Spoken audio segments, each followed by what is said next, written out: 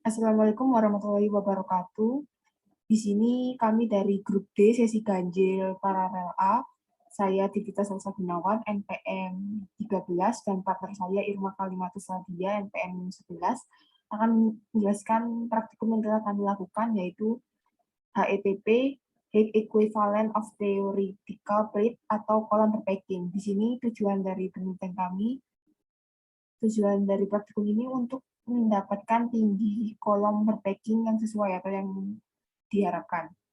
Yang pertama, kita membuat dulu pembuatan etanol 40% 500 ml, yaitu persen volume 1 sampai dengan persen volume 2, atau konsentrasinya ini yaitu yang pertama 0,96 etanol kali volumenya sampai dengan 0,40% etanol yang diharapkan dikali 500 ml.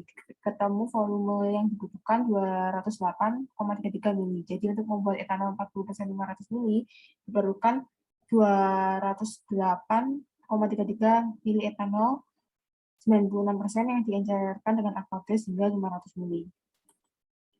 Yang kedua ada data pengamatan dengan massa pikno kosong 16,24 gram, massa pikno aqueous 25,99 gram dengan densitas air 0,97.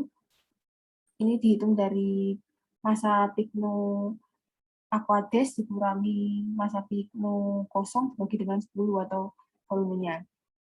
Lalu BM etanol 46,07 gram per mol, berat molekul air 18,62 gram per mol.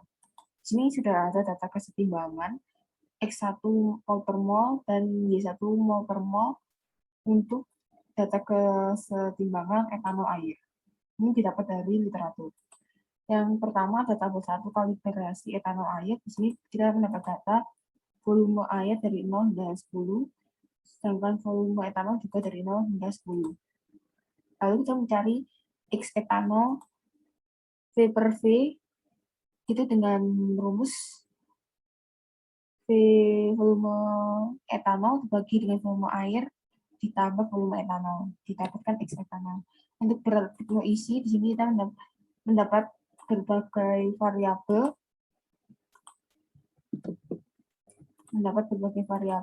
Selanjutnya kita menghitung densitas etanol dengan membagi massa pikno isi dikurangi massa pikno kosong dibagi dengan volume etanolnya yaitu 10. Untuk X etanol dihitung dengan rumus ini, gambar yang ini yaitu kemurnian etanol kali volume etanol dikali densitas etanol dibagi BM etanol.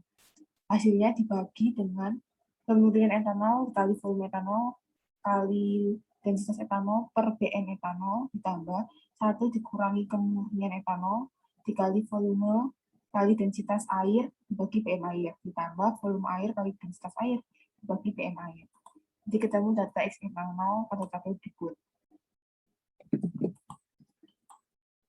Untuk selanjutnya, pengamatan praktikum.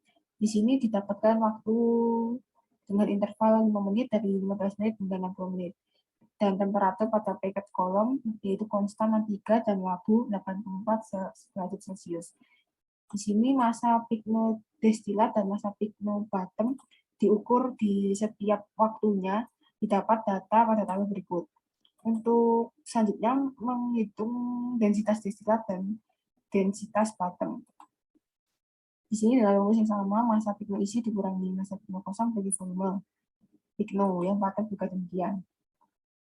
Sebelum ke data selanjutnya, kita membuat dulu grafik kalibrasi etanol air.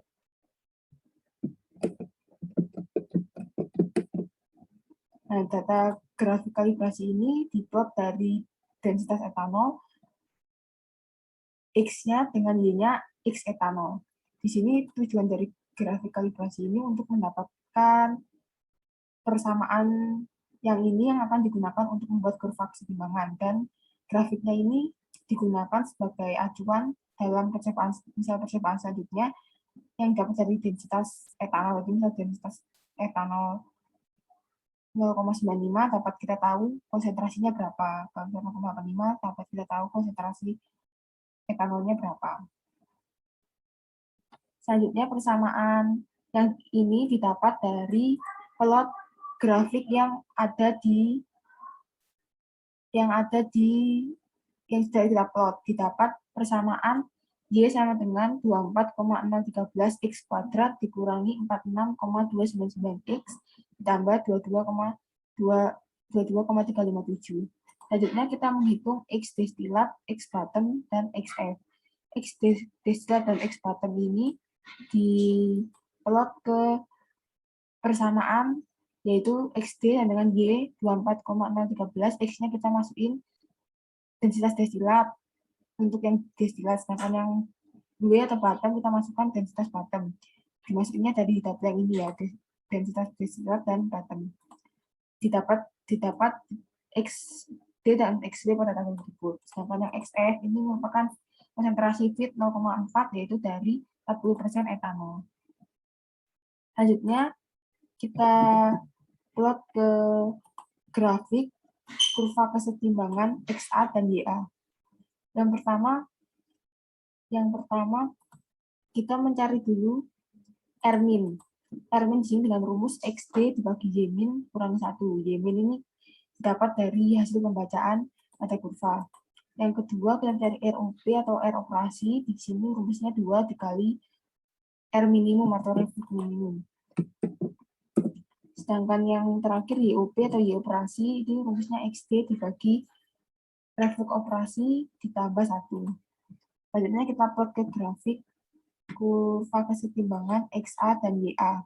Di sini yang pertama kita plot yang garis biru ini, yaitu merupakan data kesetimbangan etanol air yang dari literatur, yang ini tadi.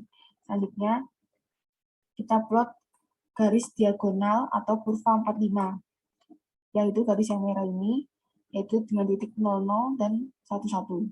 Selanjutnya kita plot XW, XF, dan XD. Di sini XF-nya 0,4, kita tarik ke atas hingga ke kurva kesetimbangan. XW dan XD-nya didapat dari yang sudah kita hitung. Untuk XD kita ambil yang paling besar karena distilat, sedangkan XW kita ambil yang paling kecil karena bottom atau residu. Terus kita tarik ke kurva kesetimbangan, ini juga ditarik.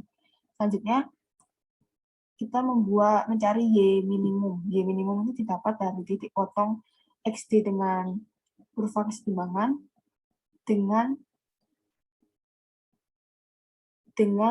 titik potong dari key line. Dari titik potong ini kita gabungkan, terus kita perpanjang ketemu Y minimumnya 0,4. Di sini key line adalah sudut 45 derajat dari titik potong XD dengan kurva diagonal. Kenapa 45 derajat? Karena dia merupakan liquida jenuh. Kita tarik key line. Selanjutnya kita mencari Y operasi. Y operasi di sini adalah titik potong dari XD dengan garis diagonal dengan key line-nya. Kita tarik ke kiri ketemu Y operasi. Y operasi ini kita plot, lalu kita tarik ke XD dengan garis diagonal. Selanjutnya kita tarik garis bantu atau rectifying line, garis rectifying, yaitu titik potong antara XD dengan diagonal ke titik potong antara key line dengan Y operasi. Selanjutnya kita buat state antara Y operasi dengan kurva kesetimbangan. Dapat 9 state. Kita hitung 1, 2, 3, 4, 5, 6, 7, 8, 9. Nah, selanjutnya kita hitung nilai HIPP atau tinggi kolom per packing, yaitu tinggi kolom bagi jumlah plate. Di sini tinggi kolom yang ada di laboratorium ada 32 cm, bagi dengan jumlah plate 9, yaitu ketemu nilai HIPP-nya adalah 4. Untuk selanjutnya akan dijelaskan oleh partner saya, Irma Kalimatis. Selanjutnya yaitu faktor-faktor yang mempengaruhi kinerja kolom distilasi ditentukan oleh kondisi umpan. Jadi faktor-faktor yang mempengaruhi itu ada juga dalam faktor kondisi umpan atau alirannya. Yang pertama itu dalam aliran umpan feed, itu aliran yang masuk dalam kolom distrasi, kemudian aliran produknya, aliran internalnya, aliran reflux-nya, atau sebagian produk atas distrat yang dikembalikan ke kolom distrat melalui puncak kolomnya. Adapun yang kedua yaitu yang mempengaruhi yaitu kondisi aliran vapor yang tidak dapat menyebabkan foaming. Foaming itu berlebihan yang mengakibatkan pengumpulan liquid dalam traynya. Kemudian entrainment, liquid yang terbawa oleh vapor tray yang di atasnya dan disebabkan oleh laju aliran vapor yang tinggi. Kemudian whipping, ini kejadian di mana disebabkan oleh aliran vapor yang rendah. Kemudian fogging ini disebabkan oleh aliran vapor yang berlebihan yang menyebabkan liquid yang masuk dalam vapor itu memenuhi kolomnya. Aplikasi dalam modul HEDP ini, adapun aplikasi dalam dunia industri yaitu bioetanol. Bioetanol ini digunakan sebagai bahan bakar murni atau dicampur dengan premium dalam konsentrasi yang bervariasi. Dan manfaat pemakaian bioetanol di Indonesia itu memperbesar basis sumber daya bahan bakar cair yang mengurangi impor bahan bakar minyak dan menguatkan security of supply bahan bakar dan mengurangi kecenderungan pemanasan global dan pencemaran udara, serta mendorong ekspor komoditi baru. Food grade etanol adalah alkohol murni bebas air dan berkadar lebih dari 99,5%. Metode yang biasanya digunakan dalam proses pemurnian etanol ini adalah menggunakan metode distilasi ekstraktif. Metode penyulingan ekstraktif menggunakan pemisahan pelarut yang umumnya non-volatil, memiliki titik-titik tinggi dan miscible dalam campuran tetapi tidak merupakan campuran azeotrop. Kemudian didistilasi menggunakan distilasi kolom berpacking sampai titik-titik etanol. Metode yang digunakan untuk menetapkan kadar etanol yaitu menggunakan metode berat jenis, yaitu menggunakan pignometer. Cukup sekian dari kami, kurang lebihnya kami mohon maaf. Wassalamualaikum warahmatullahi wabarakatuh.